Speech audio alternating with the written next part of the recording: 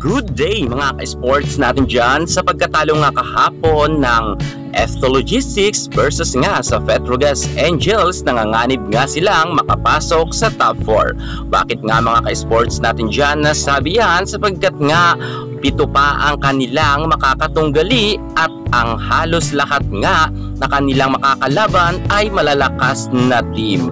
Alam nyo ba mga ka-sports natin dyan na ang Farm Fresh nga ang susunod na makakalaban nga ng F2 Logistics, kung saan nga mga ka-sports alam naman natin na malakas na team rin ang Farm Fresh ngayon. Nag-level up na rin ang kanilang kagalingan. Hindi sila gaya noon ng unang pagsabak nila na talagang pwede silang daig-daigin na lang basta-basta. Pero ngayon nag-level up na talaga ang kagalingan ng Farm Fresh at palaban na talaga ang mga players dito. Makakalaban nga ng F2 Logistics ang mga malalakas na team, kung kaya masasabi talaga natin na pahirapan talaga silang makapasok nga sa Magic 4.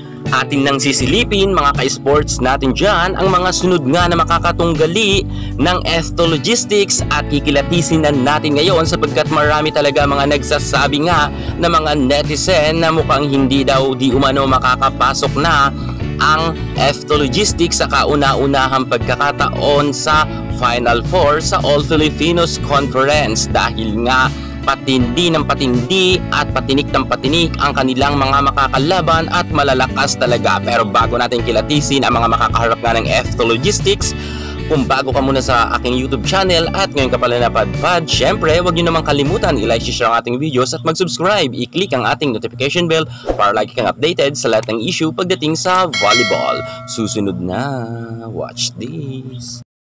Drop it!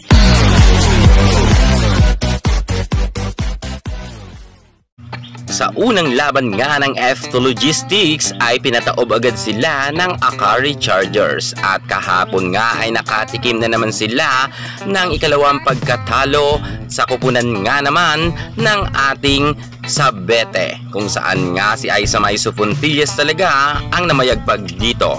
At dahil dito mga ka-sports natin dyan, sa mga susunod na laban nga ng Chang Abi Maranyo team ay talagang mukhang pahirapan, sapagkat meron nga silang 6 na makakatunggali na talagang malakas mga ka-sports. Bagamat 7 nga ang kanilang makakalaban pa, pero sa isa ay pwedeng-pwede makalusot sila sa isang team, gaya nga ng Jerflor Defenders. Pero ang ibang team ay talagang pahirapan sila manalo.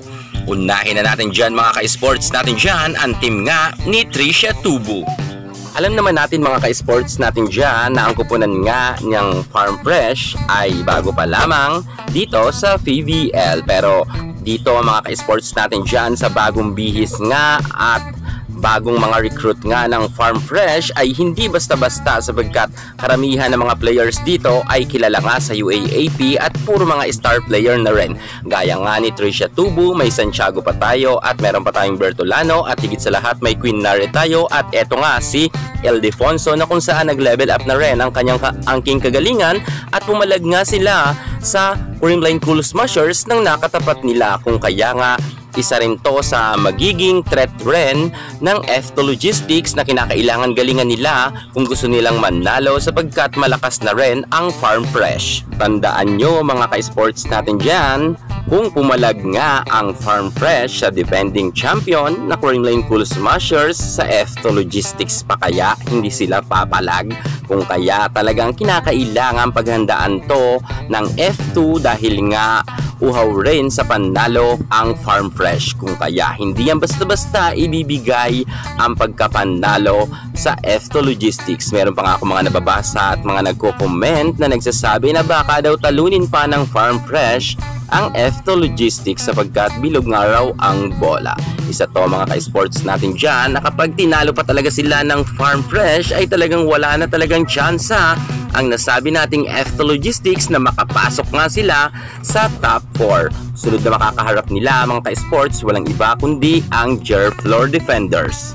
Hindi naman sa minamaliit natin ang Jerflor Defenders, pero syempre kung ikukumpara naman natin sila at itatapat sa F2 Logistics teams, talagang batang-bata pa naman ang Jerflor. Kaya inaasahan naman talaga natin na sana ay pumalag rin sila kahit papano sa F2 dahil ang F2 nga ay malakas rin na team. Pero mga ka-sports natin dyan, kung makalusot man ang F2 sa Farm Fresh at sa Jarflor Defenders, dito naman sa 5 ay sinisigurado natin na papahirapan talaga ang nasabi nating team ni Abby Maranyo.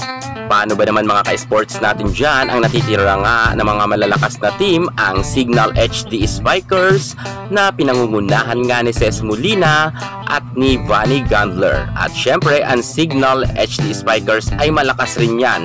Lalo higit ang Choco Mucho, meron na nga silang si Rondina at Boss Dinawong na isa rin sa mga pinakamalakas na team dito sa PVL All Filipinos Conference.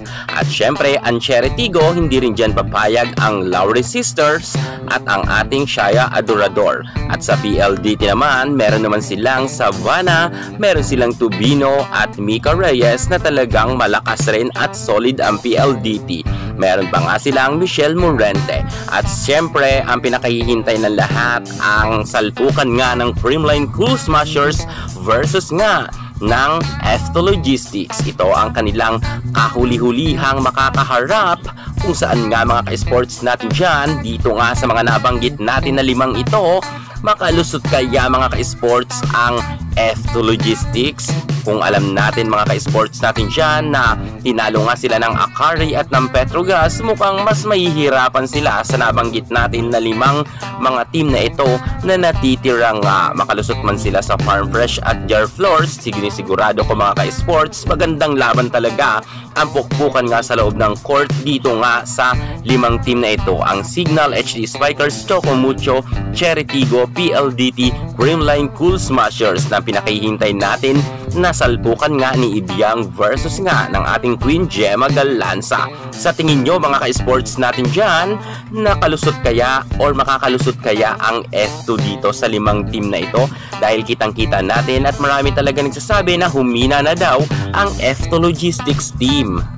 Well, sa tingin ko naman mga ka-sports natin dyan ay papalag naman ang team nga ni Abby Maranyo dahil nga meron na silang 2 talo. Kung matatalo pa sila ng 5 team na ito na malalakas at kung swertehin pa ang Farm Fresh, talagang laglag na talaga ang nasabi nating F2 Logistics. Kaya kinakailangan talaga na magdoble effort nga ni Kapitana Abby Maranyo at ipakita niya muli ang kanyang bagsik ng kanyang pagsaswag sa loob ng court para muling mabuhayan nga ang kanyang mga ka-teammates dahil kita natin ang last na laban nila kontra nga sa Petrogas Angels ay hindi nga masyado nakapagswag itong si Abby Maranyo at higit sa lahat nga ay talagang sumasablay na rin ang mga hampas nga ni Ara Galang. Sana mga ka-sports natin dyan ay medyo pag-aralan nga ng F2 ang kanilang mga susunod na makakatunggali at sana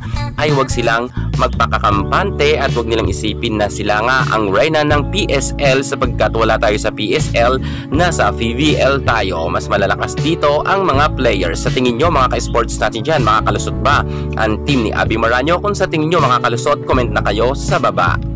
Check mga ka-sports natin dyan, mag-iinit na naman ang mga nasa comment section kung makakalusot ba ang team ni Abby Maranyo o tuluyan na nga silang malalaglag sa top 4. Yan muna ang pinaka-latest natin sa mundo ng volleyball. Thank you so much. God bless.